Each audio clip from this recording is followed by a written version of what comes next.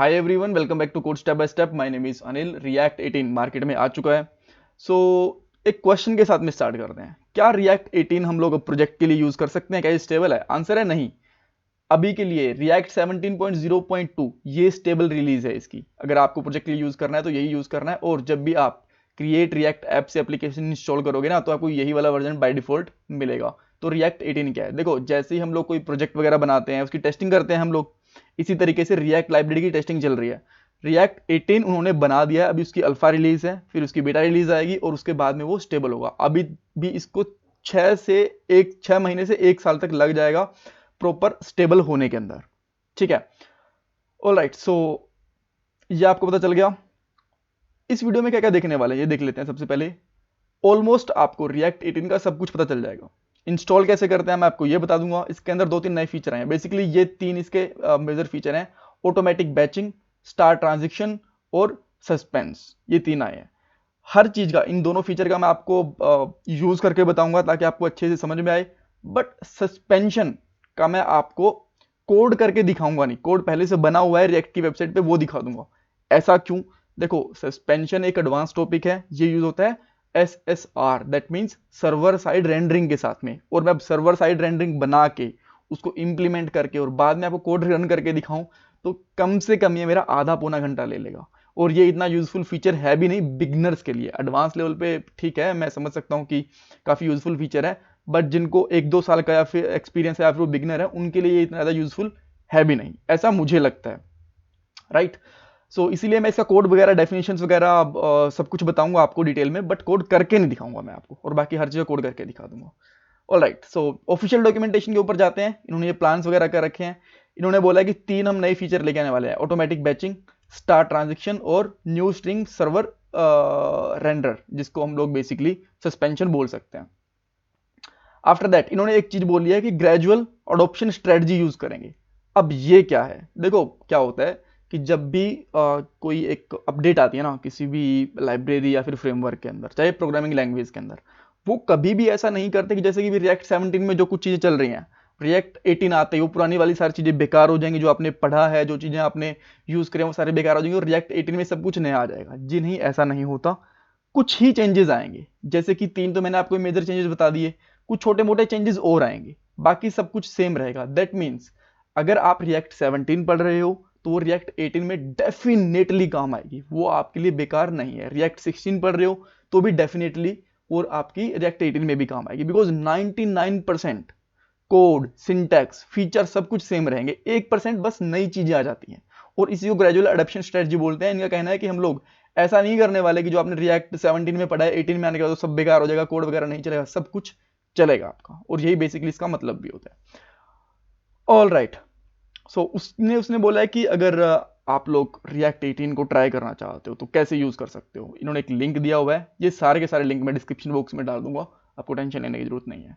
तो इन्होंने बोला कि ये वाली कमांड चलाओ और रिएक्ट 18 यूज कर लो। तो आप बोलोगे हम लोग तो रिएक्ट क्रिएट ऐप यूज करते थे या फिर बॉयलर प्लेट यूज करते थे, ये क्या है? हम लोग इसको कैसे इंस्टॉल करके डायरेक्टली चलाएंगे? देखो, इनका कहने का मतलब है इस वाली कमांड को आपका जो रिएक्ट 17 का कोई प्रोजेक्ट है ना, उसमें चला के देख लो। मेरे पास अभी एक रिएक्ट 17 का प्रोजेक्ट पड़ा है, यहाँ पे देख सकते हो। इसके अंदर रिएक्ट और रिएक्ट डोम दोनों के 17.0.1 वर्जन है, क्योंकि थोड़े दिन पहले ही मैंने ये इंस्टॉल करा था। उसके बाद में 18.2 आ गया। मेरे वाला पॉइंट 1 है, कोई खास फर्क नहीं है। ठीक है। तो इसके अंदर अगर मैं ये वाली कमांड चलाता हूँ तो मेरा इनका वर्जन है वो अपने आप ही अपडेट हो जाएगा। मैं ये कमांड चलाता हूँ, रिएक्ट अल्फा और रिएक्ट डोम अल्फा, अब दोनों के वर्जन अपडेट हो जाएंगे और उसके बाद में हम लोग इसको यूज कर पाएंगे। ठीक है। अब उसके बाद में इन्होंने कुछ और चीजें बोली हैं। यहाँ पे देखो कि पहले अल्फा रिलीज आएगी, बीटा आएगी, फिर आरसी आएगी और फिर उसके बाद में स्टेबल आएगी। सो अभी के लिए ये मत सोचना कि स्टेबल है, इन्होंने खुद ने भी चीज बोली है। ग्रेट। सो अभी इसको इंस्टॉलेशन देखते हैं इसकी, और बाद में 2-3 फीचर्स हैं हम लोग ये भी देखेंगे।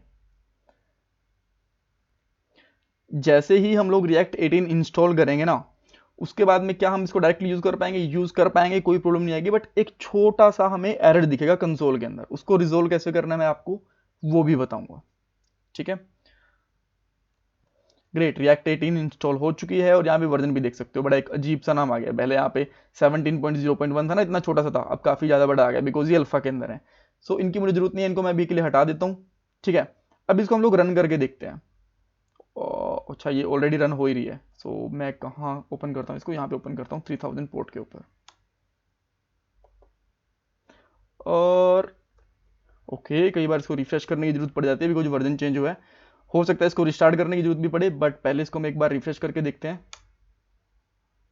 जी हाँ, ये चल गई है, परफेक्ट।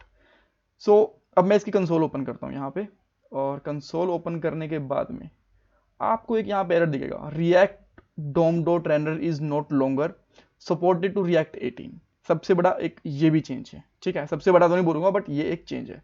तो ये में अगर आप लोग इसके ऑफिशियल डॉक्यूमेंटेशन पे जाओगे ना, तो कहीं ना कहीं इसके बारे में आपको मिल जाएगा कि ये कैसे आपको रिजोल्व करना है, ठीक है, इसका लिंक मैं आपको दे दूंगा, बट स्टिल मुझे इसका आंसर पता है तो मैं इसके लिए डायरेक्टली आपको कोड करके दिखा देता हूँ। सो आपको जाना है इंडेक्स डॉट जेएस के अंदर, जो आपको यहाँ पे मिल जाएगा। इसके अंदर इसकी बात कर रहा है कि जो रिएक्ट रेंडर है ना, यहाँ पे ये सपोर्ट नहीं कर रहा, इसकी जगह पे आपको क्रिएट रूट यूज करना पड़ेगा। तो क्या मैं इसको डायरेक्टली क्रिएट रूट में लगा दूं यहाँ पे क्रिएट रूट? जी नहीं, आपको ऐसे नहीं करना है, उसके लिए थोड़ा सा आपको चेंज करना पड़ेगा। सो उसके लिए आपको बताता हूँ क्या करना है। सबसे पहले एक्चुअली हमें कंटेनर चाहिए, तो आप इसको कॉपी कर लो यहाँ से, और मैं यहाँ पे लिखता हूँ कॉन्स्ट, कुछ भी एक ले लो आप, कलेक्शन ले लो, कंटेनर ले लो, कंटेनर एक वेरिएबल बना लेता हूँ मैं, और इसके अंदर मैं इसकी आईडी डाल देता हूँ सबसे पहले, ठीक है। ये आईडी डालने के बाद में अब आपको एक रूट बनाना पड़ेगा। नाम आप कुछ भी लिख लो, मैं बस इसको ताकि थोड़े सही नाम लगे इसलिए मैं यहाँ पे यूज कर रहा हूँ। यहाँ पे आपको यूज करना पड़ेगा react DOM dot create root portal. सो इसमें सजेशन नहीं दिखा रहा, दैट इज ओके। सो मैं इसमें लिख देता हूँ यहाँ पे क्रिएट रूट, इस तरीके से लगा देता हूँ, और बाद में यहाँ पे कंटेनर इसमें पैच कर देता हूँ। और अब मुझे यहाँ से इस तरीके से यूज करना पड़ेगा रूट डॉट रेंडर। सो अब देखते हैं हमारे पास ये ठीक चल रहा है कि नहीं चल रहा है। इसको मैं रिफ्रेश करता हूँ एक बार के लिए, और देखिए अब हमारे पास ऐसी एरर नहीं है, दैट मीन्स ये वाली इशू रिजोल्व हो गया। ये आपको तब भी काम आएगा जब आप रिएक्ट 17 टू 18 अपने प्रोजेक्ट को मूव करोगे, तब भी आपको ये काम ही आएगा। ग्रेट। सो एक चीज हो गई, अब हम लोग आते हैं हमारे दूसरी चीज के ऊपर, ऑटोमेटिक बैचिंग। इसका मतलब क्या है? देखो रिएक्ट में ना एक बड़ी पहले प्रॉब्लम थी। मान लो कि आपको एक फंक्शन के अंदर या फिर किसी एक इवेंट के ऊपर 4-5 एपीआईज, और सॉरी 4-5 स्टेट एक साथ अपडेट करनी होती थी, तो वो उतनी बार ही रेंडर करता था बार बार, ठीक है। मैं आपको एग्जांपल दिखाता हूँ।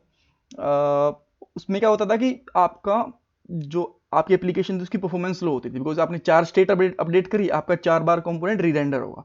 बट अब क्या आ गया इसके अंदर, बैचिंग आ गया कि अगर आप लोग 4 स्टेट एक साथ अपडेट कर रहे हो ना, तो एक ही बार रेंडर होगा, 4 बार रेंडर नहीं होगा, ठीक है।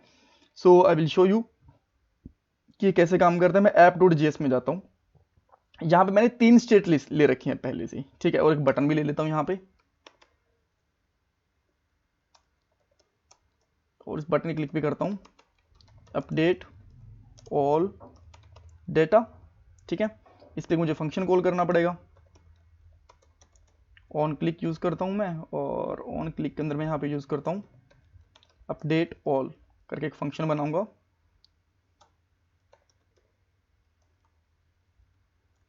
Const update all,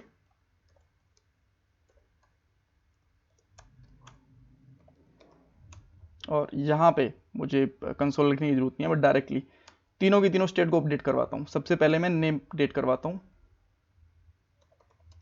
set name, और यहाँ पे लिख देता हूँ अनिल, सेट फोन, यहाँ पे लिख देता हूँ 1 2 3, ऑब्वियसली मेरा नंबर नहीं है, सेट ईमेल, तो इसमें हम लोग लिख देंगे anil@test.com, एंड उसके बाद में लोग, ठीक है, तीनों चीजें हो गई। अब मैं देखता हूँ इस बटन के ऊपर क्लिक करेंगे तो अपडेट हो जाएंगी। इनको प्रिंट करवाना तो आप लोग प्रिंट भी करवा लो। यहाँ पे मैं यहाँ पे h3 टैग लेता हूँ, और यहाँ पे सिंपली लिख देता हूँ मैं नेम। अदरवाइज इनको यहाँ पे दिखाने की जरूरत नहीं है, हम लोग क्यों टाइम वेस्ट कर रहे हैं, अपडेट तो हो ही रही है ये, ठीक है। अब मैं यहाँ पे वॉर्न करता हूँ, ये दिखाने के लिए कि कितनी बार हमारा कंपोनेंट है वो चला। सो उसके लिए मैं यहाँ पे कर देता हूँ अपडेट, बस इतना लिखता हूँ, और अब मैं यहाँ पे आके इस बटन पे क्लिक करूंगा, सब कुछ यहाँ से हटा दूंगा, यहाँ पे क्लिक करता हूँ। एक बार अपडेट हुआ, हमारी 3 स्टेट हो गई। अगर आप यही चीज रिएक्ट 17 में करोगे ना तो यहाँ पे 3 बार रेंडर होगा, बिकॉज हमारी 3 स्टेट्स अपडेट हुई हैं। ठीक है, इस वजह से तो ये बैच बना देता है एक साथ। तो अब आपके पास एक चीज हो सकती है, ये तो बड़ी अच्छी चीज है कि भाई ज्यादा बार रेंडर नहीं हो रहा हमारा कंपोनेंट, एक ही बार रेंडर हो रहा है। ठीक है, ये तो सही है। लेकिन आप ये बोल सकते हो कि यार बट कभी कभी मुझे ऐसी जरूरत हो कि मैं चाहता हूँ कि अलग अलग रीरेंडरिंग चले, तो उस केस में क्या करोगे कि हर स्टेट के ऊपर अलग से रेंडर हो। तो उस केस में आपको क्या करना पड़ेगा, एक फ्लक्स सिंक करके एक फीचर होता है, वो यूज कर सकते हो। सो वो आपको निकालना पड़ेगा, इंपोर्ट समथिंग फ्रॉम रिएक्ट डोम, और यहां पे आपको यूज करना पड़ेगा फ्लक्स सिंक। फ्लश सिंक को आप कैसे यूज करोगे, ये एक बेसिकली फंक्शन होता है जो कि कॉलबैक फंक्शन लेता है अपने आप में, और इसके अंदर आप स्टेट यूज करवा सकते हो। सो मैं इसके अंदर अभी के लिए ये ईमेल आईडी इसमें डाल देता हूँ, और आप चाहते हो कि जैसे ये चला है वैसे ही फ़ोन नंबर के लिए भी चले, अलग से स्टेट अपडेट हो, और आप सेम चाहते हो कि जैसे ही मैं इसको अपडेट कराऊँ तो नेम के लिए भी अलग से स्टेट चले मेरी। ठीक है, सो आप इन तीनों को इस तरीके से स्टेट में डाल दो। अब इन तीनों को मैं यहाँ से हटा देता हूँ। अब देखते हैं हमारे पास कितनी बार रेंडर आता है। ये पुराने वाले तरीके से हो जाएगा। ठीक है, अब जैसे इसमें क्लिक करोगे, यहाँ मैं क्लिक करता हूँ, ओके ये एक बार फिर से रिफ्रेश हो गया। कई बार चीज़ें लोड नहीं होती, तो मैं इस पर फिर से क्लिक करता हूँ और देखिए अब हमारे पास 3 अपडेट आ गए हैं। दैट मीन्स वो 3 बार चल गया अलग अलग तरीके से। ठीक है, तो ये क्या होगा कि अगर आपके पास बहुत सारी स्टेट आपको एक बार ही अपडेट करवाना है तो नॉर्मली यूज करो। ठीक है, जैसे पहले यूज करते थे, इन्होंने ऑटोमेटिकली बैचिंग इसलिए बोला, ठीक है, कि ऑटोमेटिकली वो एक बार रेंडर करेगा, और आपको बार बार अपडेट करवाने तो इस तरीके से यूज कर लो इनको एक एक करके। ठीक है, बट मेरे हिसाब से यही तरीका सबसे सही होता है, बिकॉज हम नहीं चाहेंगे कभी भी कि हमने 10 स्टेट अपडेट करें और 10 बार हमारा रेंडर चले। तो ये बेस्ट तरीका है, ये काफी अच्छा फीचर है मेरे हिसाब से।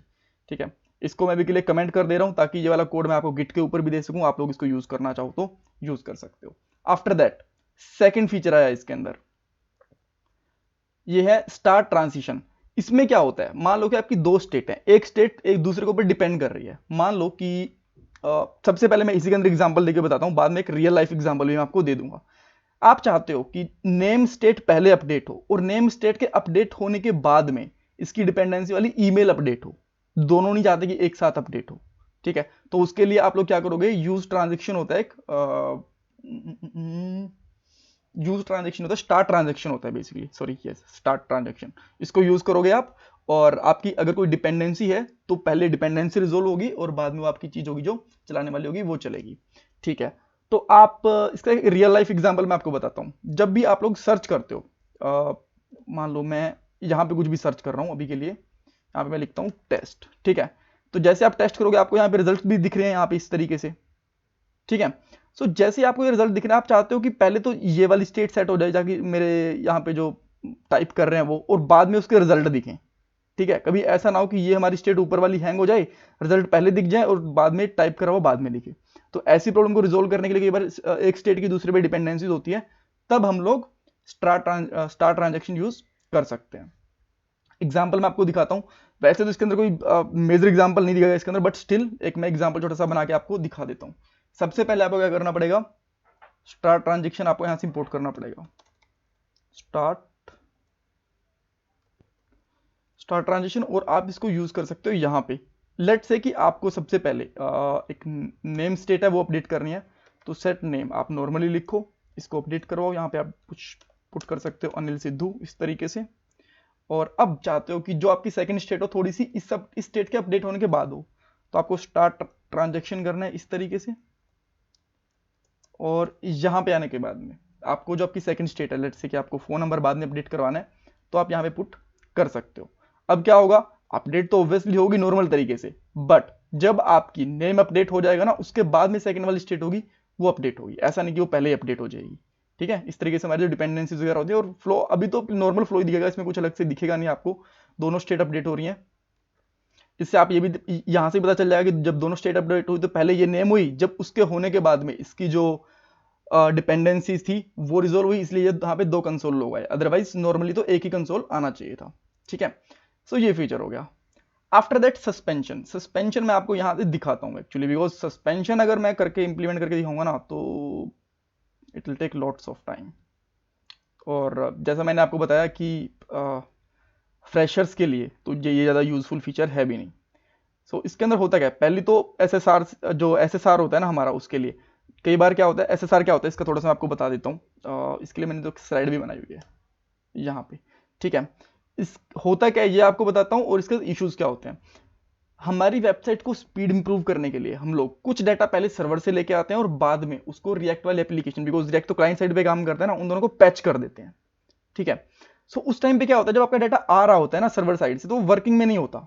हमें एक बार डाटा दिख गया, बट आप कहीं क्लिक करने की कोशिश करते हो ना, क्लिक नहीं हो रहा होता, आपको ऐसा लगता है कि एप्लीकेशन हैंग हो गई है। वो सर्वर साइड की का इशू होता है। उस टाइम पे रीजन ये होता है कि पहले HTML आती है, फिर CSS आती है सर्वर साइड से, और JS हमारी जो रिएक्ट है उसको लोड करती है, इसलिए ऐसी प्रॉब्लम आती है। तब हम यूज करते हैं सस्पेंशन। सस्पेंशन क्या करेगा कि जैसे ही आपका डाटा HTML वाला तो आ गया, बट रिएक्ट वाला डाटा जब आपको पैच होने में टाइम लग रहा है, तो उस डाटा को का थोड़ा वेट करेगा, और तब तक या तो डिफॉल्ट डाटा है फिर कुछ लोडर वगैरह दिखा देगा। और इसका इन्होंने एक बहुत सही एग्जांपल भी दिया हुआ है। थोड़ा सा नीचे आता हूँ, यहाँ पे देखो किस तरीके से सस्पेंशन यूज होगा। सस्पेंशन मान लो कि यहाँ पे देखो हेडर का डाटा लोड हो गया, साइड बार का डाटा लोड हो गया, यहाँ का डाटा कुछ लोड नहीं हुआ, तो यहाँ पे आप क्या कर दोगे, सस्पेंशन यूज कर दोगे और यहाँ पे स्पिनर लगा दो, यानी कि लोडर लगा दोगे। जब तक आपका डाटा आएगा नहीं ना, आपको यहाँ पे कुछ फालतू में बटन वगैरह नहीं दिखेगा जो काम नहीं कर रहा होगा, यहाँ पे एक लोडर दिखेगा प्रॉपर। तो इसको कहते हैं हम लोग सस्पेंशन, कि सस्पेंस रहता है हमें थोड़ा सा कि क्या आने वाला है, ठीक है, जो होता है। अब ये रिलीज कब तक होगी, एक क्वेश्चन आता है हमारे पास। देखो जैसा मैंने आपको बताया कि अभी तो यहाँ पे आप देख सकते हो अल्फा रिलीज चल रही है, उसमें बीटा आएगी, उसमें RC आएगी, फिर स्टेबल रिलीज आएगी। तो मान के चलो कि 6 महीने से 1 साल तो डेफिनेटली इसमें लग ही जाएंगे। Thank you so much for watching this video, bye bye, take care.